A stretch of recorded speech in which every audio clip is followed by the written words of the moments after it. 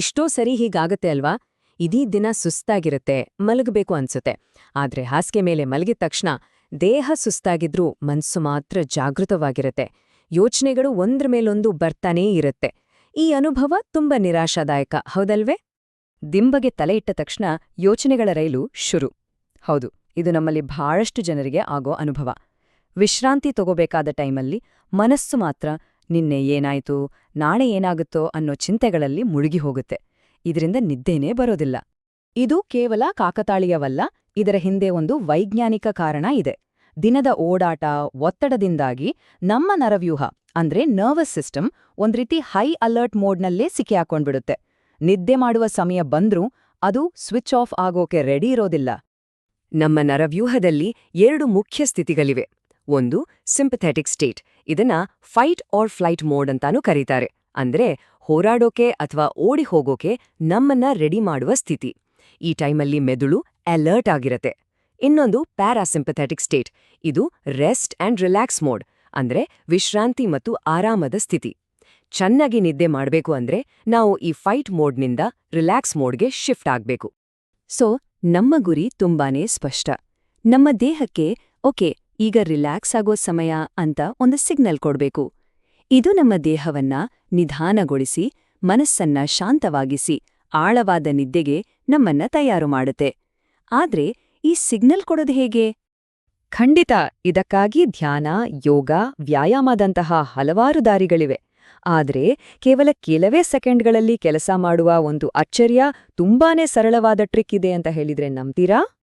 ಹೌದು, ಕೇವಲ 30 ಸೆಕೆಂಡ್ಗಳು. ಈ ಸರಳ ತಂತ್ರಕ್ಕೆ ಬೇಕಾಗಿರೋದು ಬರೀ ಅರ್ಧ ನಿಮಿಷ.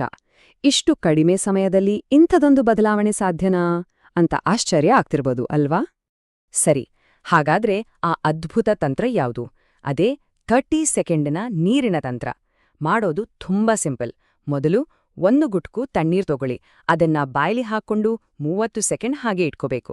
ಈ ಸಮಯದಲ್ಲಿ ಮೂಗಿನಿಂದ ನಿಧಾನವಾಗಿ, ಆರಾಮಾಗಿ ಉಸಿರಾಡಿ. ದವಡೆ, ನಾಲಿಗೆ, ಭುಜ ಎಲ್ಲವನ್ನೂ ರಿಲ್ಯಾಕ್ಸ್ ಮಾಡಿ. 30 ಸೆಕೆಂಡ್ ಆದ್ಮೇಲೆ ನೀರನ್ನ ನುಂಗಿ. ಇದನ್ನೇ 2 ಸರಿ ರಿಪೀಟ್ ಮಾಡಿ. ಅಷ್ಟೇ. ಬಾಯಲ್ಲಿ ತಣ್ಣೀರು ಇಟ್ಕೊಳ್ಳೋದಕ್ಕೂ ಆಳವಾದ ನಿದ್ದೆಗೂ ಏನ್ ಸಂಬಂಧ ಅಂತ ಯೋಚನೆ ಬರ್ತಿದ್ಯಾ? ಇದರ ಹಿಂದೆ ನಮ್ಮ ದೇಹದ ಒಂದು ಅದ್ಭುತವಾದ ಬಯೋಲಾಜಿಕಲ್ ಸೀಕ್ರೆಟ್ ಅಡಗಿದೆ. ನಮ್ಮ ಬಾಯಿಯ ಒಳಗೆ ಟ್ರೈಜಿಮಿನಲ್ ನರಕ್ಕೆ ಕನೆಕ್ಟ್ ಆಗಿರುವ ಸಾವಿರಾರು ಸೆನ್ಸರ್ಗಳಿವೆ.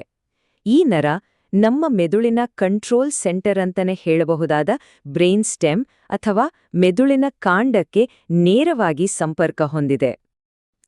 ನಾವು ಬಾಯಲ್ಲಿ ತಣ್ಣೀರನ್ನ ಇಟ್ಕೊಂಡಾಗ ಆ ತಂಪು ಈ ಸೂಕ್ಷ್ಮ ನರಗ್ರಾಹಕಗಳನ್ನ ಅಂದ್ರೆ ಸೆನ್ಸರ್ಗಳನ್ನ ತಕ್ಷಣ ಆಕ್ಟಿವೇಟ್ ಮಾಡುತ್ತೆ. ಇದು ಒಂದು ಚೈನ್ ರಿಯಾಕ್ಷನ್ನ ಮೊದಲನೇ ಹೆಜ್ಜೆ. ಈ ಪ್ರಚೋದನೆ ನಮ್ಮ ದೇಹದಲ್ಲಿ ಅಡಗಿರುವ ಡೈವಿಂಗ್ ರಿಫ್ಲೆಕ್ಸ್ ಅನ್ನೋ ಒಂದು ಪ್ರಾಚೀನ ಪ್ರತಿವರ್ತನೆಯನ್ನ ಸಕ್ರಿಯಗೊಳಿಸುತ್ತೆ. ನಾವು ನೀರಿನಲ್ಲಿ ಮುಳುಗಿದಾಗ ನಮ್ಮ ದೇಹವನ್ನ ರಕ್ಷಿಸೋಕೆ ವಿಕಾಸಗೊಂಡಿರುವ ಈ ರಿಫ್ಲೆಕ್ಸ್ ನಮ್ಮ ಹೃದಯ ಬಡಿತವನ್ನ ಕಡಿಮೆ ಮಾಡಿ ಶಕ್ತಿಯನ್ನ ಉಳಿಸೋಕೆ ಸಹಾಯ ಮಾಡುತ್ತೆ. ಹಾಗಾದ್ರೆ ಒಳಗಡೆ ಏನಾಗುತ್ತೆ ಅಂತ ಸ್ಟೆಪ್ ಬೈ ಸ್ಟೆಪ್ ನೋಡೋಣ. ಮೊದಲು ತಣ್ಣೀರು ಬಾಯಲ್ಲಿರುವ ಟ್ರೈಜೆಮಿನಲ್ ನರವನ್ನು ಆಕ್ಟಿವೇಟ್ ಮಾಡುತ್ತೆ. ಆ ನರ ತಕ್ಷಣವೇ ಮೆದುಳಿಗೆ ಒಂದು ಸಿಗ್ನಲ್ ಕಳಿಸುತ್ತೆ.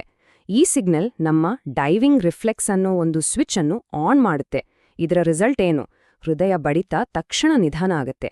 ಫೈನಲಿ ನಮ್ಮ ನರವ್ಯೂಹ ಆ ಟೆನ್ಷನ್ ಸ್ಟೇಟ್ನಿಂದ ರಿಲ್ಯಾಕ್ಸ್ಡ್ ಸ್ಟೇಟ್ಗೆ ಶಿಫ್ಟ್ ಆಗ್ಬಿಡುತ್ತೆ. ಆದ್ರೆ ಕಥೆ ಇಲ್ಲಿಗೆ ಮುಗಿಯೋದಿಲ್ಲ. ಈ ತಂತ್ರದಲ್ಲಿ ನೀರಿನ ಪಾತ್ರ ಎಷ್ಟು ಮುಖ್ಯವೋ ಅಷ್ಟೇ ಮುಖ್ಯ ನಮ್ಮ ಉಸಿರಾಟ. ಮೂಗಿನ ಮೂಲಕ ನಿಧಾನವಾಗಿ ಉಸಿರಾಡುವುದು ಈ ಪ್ರಕ್ರಿಯೆಗೆ ಇನ್ನಷ್ಟು ಬೂಸ್ಟ್ ಕೊಡುತ್ತೆ. ನಾವು ಮೂಗಿನ ಮೂಲಕ ನಿಧಾನವಾಗಿ ಉಸಿರಾಡಿದಾಗ ನಮ್ಮ ದೇಹದಲ್ಲಿ ನೈಟ್ರಿಕ್ ಆಕ್ಸೈಡ್ ಅನ್ನೋ ಒಂದು ಕೆಮಿಕಲ್ ಉತ್ಪಾದನೆ ಜಾಸ್ತಿಯಾಗುತ್ತೆ. ಇದು ನಮ್ಮ ರಕ್ತನಾಳಗಳನ್ನು ರಿಲ್ಯಾಕ್ಸ್ ಮಾಡಿ ದೇಹದಲ್ಲಿ ರಕ್ತ ಸಂಚಾರವನ್ನ ಸುಧಾರಿಸುತ್ತೆ.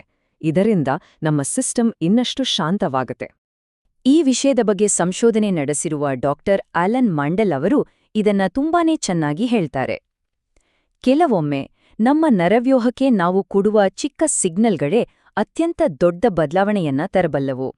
ಈ ತಂತ್ರದ ಸಾರಾಂಶವೇ ಇದು. ಇಲ್ಲಿ ಗಮನಿಸಬೇಕಾದ ಮುಖ್ಯ ಅಂಶ ಅಂದ್ರೆ ಇದು ಕೇವಲ ಮನಸ್ಸನ್ನ ಡೈವರ್ಟ್ ಮಾಡುವ ತಂತ್ರವಲ್ಲ, ಇದೊಂದು ಬಯೋಹ್ಯಾಕ್ ಅಂದ್ರೆ ನಮ್ಮ ದೇಹಕ್ಕೆ ನೇರವಾಗಿ ಓಕೆ ಈಗ ರಿಲ್ಯಾಕ್ಸ್ ಆಗುವ ಸಮಯ ಅಂತ ಸಿಗ್ನಲ್ ಕಳಿಸುವ ಒಂದು ಪವರ್ಫುಲ್ ವಿಧಾನ. ಇದರಿಂದ ನಾವು ಕಲಿಯಬೇಕಾದ ಪಾಠ ಏನು? ಒಂದು ಸಣ್ಣ ಉದ್ದೇಶಪೂರ್ವಕವಾದ ಕ್ರಿಯೆ ನಮ್ಮ ದೇಹವನ್ನು ಒತ್ತಡದ ಸ್ಥಿತಿಯಿಂದ ಶಾಂತ ಸ್ಥಿತಿಗೆ ಕರೆದೊಯ್ಯಬಲ್ಲದು. ನಮ್ಮ ದೇಹದ ಕಂಟ್ರೋಲ್ ನಮ್ಮ ಕೈಯಲ್ಲೇ ಇದೆ.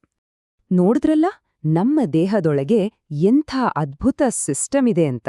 ಇದೊಂದು ಸಣ್ಣ ಉದಾಹರಣೆ ಅಷ್ಟೇ. ಇದೇ ಥರ ನಮ್ಮ ಆರೋಗ್ಯವನ್ನ, ನಮ್ಮ ಮನಸ್ಥಿತಿಯನ್ನ ಸುಧಾರಿಸೋಕೆ ನಮ್ಮ ದೇಹದೊಳಗಿನೇ ಅದೆಷ್ಟು ಸರಳ ಕೀಲಿಗಳು ಅಡಗಿ ಕೂತಿರಬಹುದು. ಯೋಚನೆ ಮಾಡ್ಬೇಕಾದ ವಿಷಯ ಅಲ್ವಾ?